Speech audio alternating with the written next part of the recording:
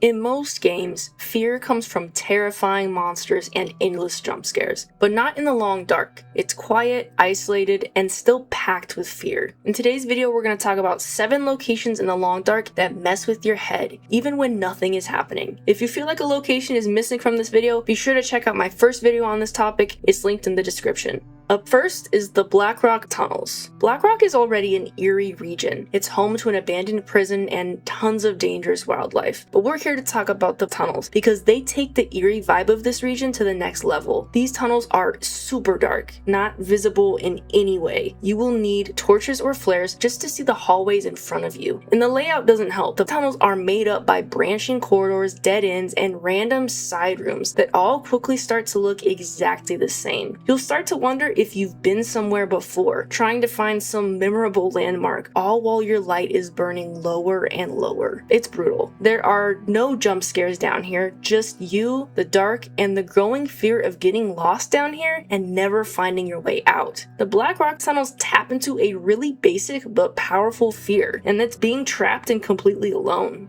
Our next location is the Fallen Lighthouse in Bleak Inlet. The Fallen Lighthouse is a partially collapsed structure overlooking the snow-covered coast of Bleak Inlet. Climbing through the damaged structure, you'll feel the wind howling and hear the waves crashing against the rocks below, and you won't be able to help but feel like maybe you shouldn't be here. Inside of the lighthouse, narrow staircases and damaged flooring mean every move you make is a gamble. Despite there being timber wolves and wolves all over this region, the real fear here comes from just trying to loot and explore the lighthouse without falling to your death. Consciously or not, we've also come to view lighthouses as representations of safety. So the fact that this lighthouse is so far from that, it's unsettling. Spending much time here, let alone staying overnight, feels wrong. It doesn't feel like this lighthouse could protect you from anything. Here, what should have been a nearly indestructible protector of this coast has become completely unreliable and unsafe, and we can't help but feel uncomfortable.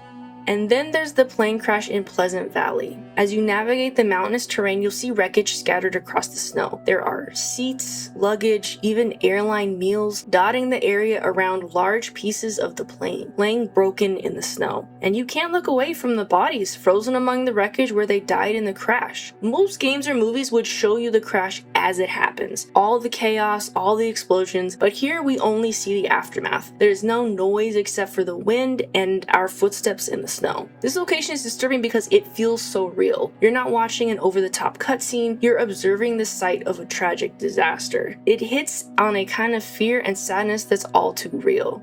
Our next location is the Far Range Branch Line, an area that connects Broken Railroad and Transfer Pass that is home to some of the most unnerving tunnels in the game. You'll make your way along an abandoned railway where the light disappears almost as soon as you've entered a train tunnel. You're forced to rely on your light sources to make it possible for you to keep moving. Train cars often block your path along the tracks, meaning you'll have to squeeze your way past in very tight spaces, all while only being able to see a short way in front of you. And you'll go from this into another set of tunnels where every corner and unlit space feels like it's filled with an enemy just lurking outside of your line of sight. Obviously there is nothing ever there, but our brains love to fill in those dark spaces with threats that don't exist. The Far Range Branch Line combines darkness and tight spaces with our natural fear of being far away from an area we know or are comfortable with. We're forced to rely on our nerves here, and unfortunately they tend to set us up for stress.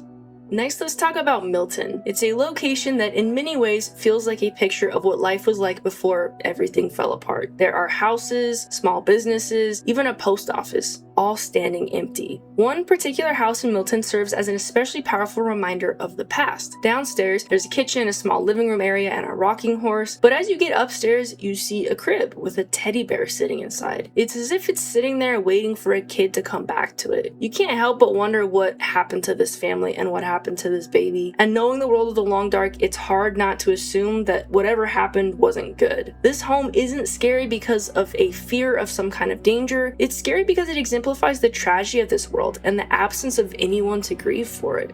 Okay, now not every unsettling spot that we talk about on this list is going to be dark or tragic. Some just come from pure basic fear, like the rope bridges. You're standing on the edge of a sheer cliff looking at this sketchy rope bridge that's swaying back and forth above a huge drop. It's the only way to cross, so you know you have to do it, but that doesn't mean your stomach isn't going to completely drop while you do it. Do you take the time to look down while you cross, or do you just sprint for it? Either way, it feels like with one wrong step, everything would end. There's no wolves involved here, there's no bears, there's no fear of getting lost in the dark. It is simply a fear of gravity and not stepping carefully enough.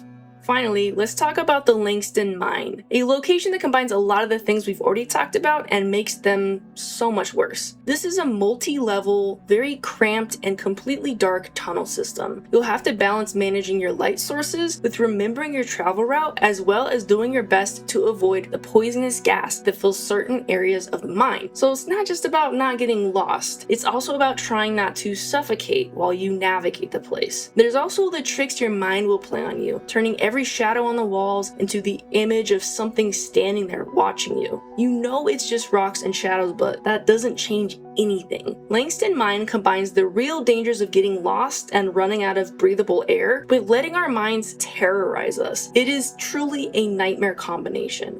Those are 7 more locations in the long dark that unsettle me the most. They are so good at making you feel on edge when nothing is actually happening. Which places in the long dark do you avoid at all costs? Let's talk about it in the comments. If you like more content like this, please like and subscribe, and I'll see you in the next one.